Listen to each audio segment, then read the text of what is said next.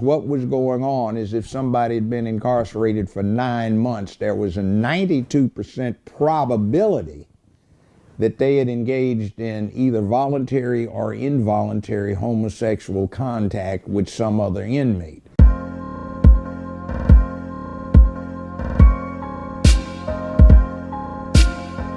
Look, I found this video with Judge Joe Brown, and the things he's saying in this interview is very, very disturbing. So all y'all YNs, y'all better pay attention because this has to do with you. And that's what he's talking about in this video. So check it out. I was a judge, got elected to 2 8-year terms, criminal court judge in Memphis. And at the time I was presiding on the bench in Memphis, Memphis had the dubious distinction of being number 5 in the nation in absolute numbers of state criminal charges that were prosecuted or resolved. It was Los Angeles, New York, Chicago, Dallas, Memphis, Houston, Miami, and Detroit in that order. Now, 1991 and 2, CDC, the Centers for Disease Control, sent a special hit team to Memphis because of the extremely high incidence of HIV that had developed in the penal system in Memphis. Memphis has, or Shelby County, where Memphis is located, has the dubious distinction of having more inmates than any other county in the entirety of the United States. It's got a federal maximum security facility, a state medium and minor facility, and county facilities and juvenile facilities.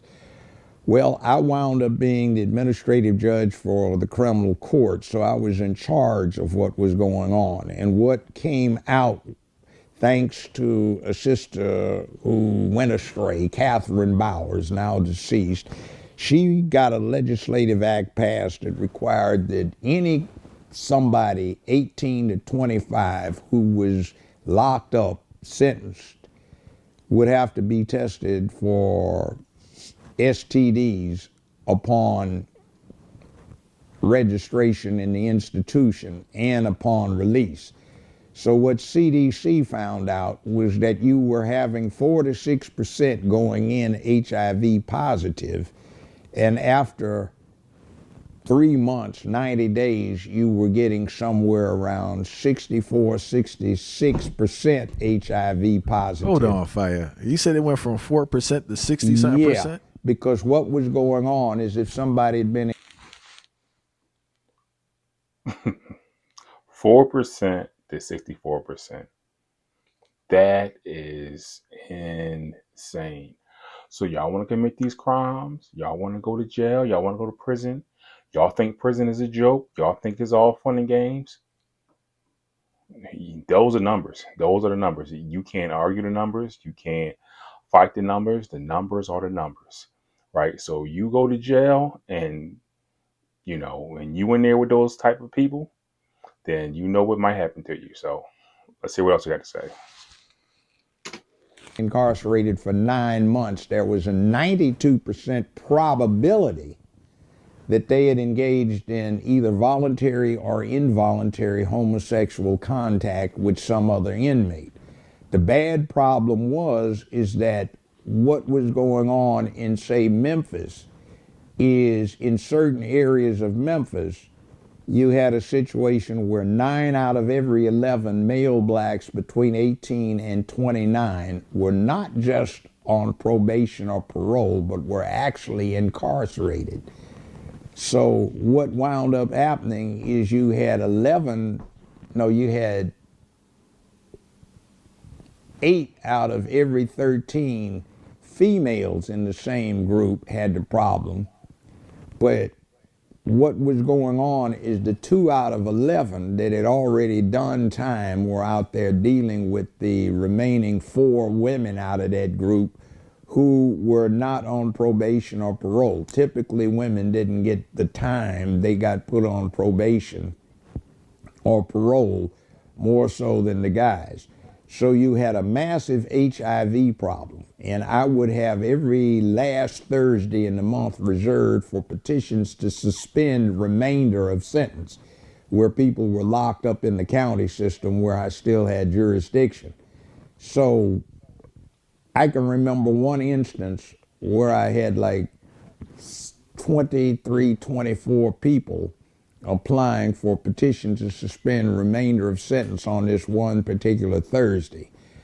And 11 of them were interesting because I'm reading their reports and they had each had homosexual contact with each other, and all of them were HIV positive. So their defense lawyers wanted to approach the bench and asked me as the court not to publish this. I said I'd take it under advisement. Now I'm listening to all of these women come in and they wanted their man back so they could take up habitation with him again and, you know, set up the family. So instead of dealing with them one at a time, I dealt with all of them and reserve ruling, and I called all of these women back up. I was pretty good with names then, so I said, Miss Thompson, Miss Jackson, Ms. Willis, Miss So-and-so, would you please come back to the bar there?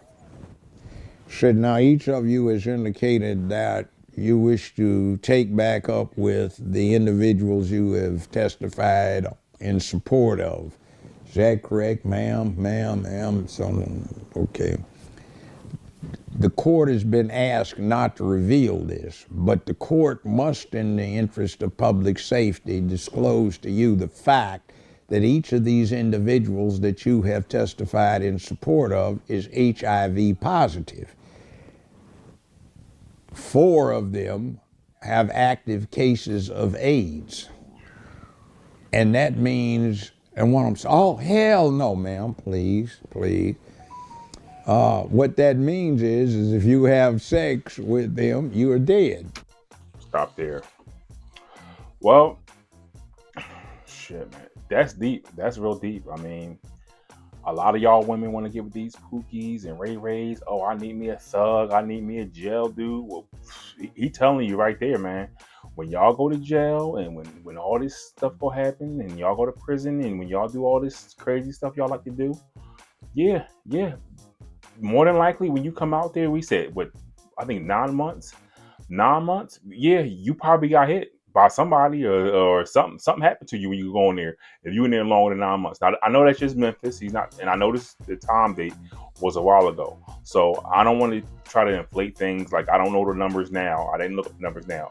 But I'm pretty sure it's probably worse now because, you know, in our society now, you know, we're more accepting of, you know, homosexuality. We have the LGBT, we have the rainbow stuff. And see, and a lot of this stuff makes sense because a lot of our culture and the black community is jail culture, like pants sagging and all that stuff. Pants sagging in prison back in the day meant that your butt was available to be taken. That's what it meant in jail. And then those guys come home and then they start doing it when they come home and everybody don't know because they ain't been to prison. And now it's like, oh, okay, that's cool to do. Let me sag my pants. Let me do that.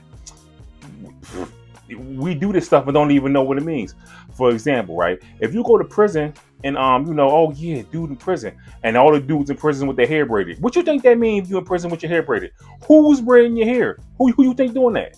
It ain't Wanda, it ain't Shaniqua, it ain't Letitia. No. Ray's braiding your hair. Bubba's braiding your hair. Yep, you in between another grown man with your head on his meat while he's braiding your hair. That's what that means, bro. When you go to jail and have braids in your hair, you are sitting your head on somebody's meat while they braid your hair. Yeah, young boys, that's what's going to happen to y'all. A lot of y'all think, oh yeah, I'm going to be cool. No, you're not going to be cool. You're not going to be fine. If you go to prison, especially for like 5 years, you get a long stint, something bad is going to happen.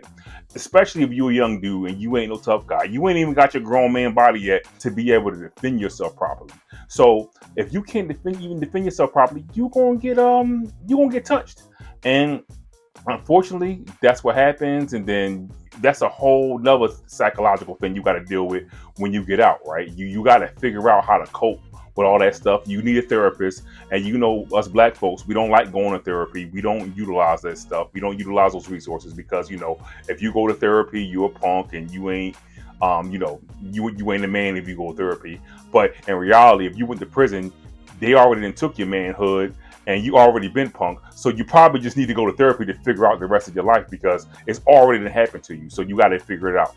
Hopefully we can change some of these narratives and change some of the things and stigmatisms about, Black people going to therapy and get the help we need. So even if this stuff did happen to you, once you come out, you can be a better person. You can be productive. You can get back on your feet. It don't got to be the defining part of your life where, oh my God, like this happened. Now you just go down this rabbit hole and then your whole life kind of falls apart. But yeah, I mean, that's really all I really got on it. Like I said, check out Judge Joe Brown. Judge Joe Brown has a ton of good information. He's a encyclopedia, man. He has everything you need on almost anything that's, has to do with Black and Black culture. All right, guys, thank you again. I'll see you in the next one. Take it easy. Stay safe out there. Like and subscribe. Check out some of my other videos, and I'll catch you in the next one. All right, take care.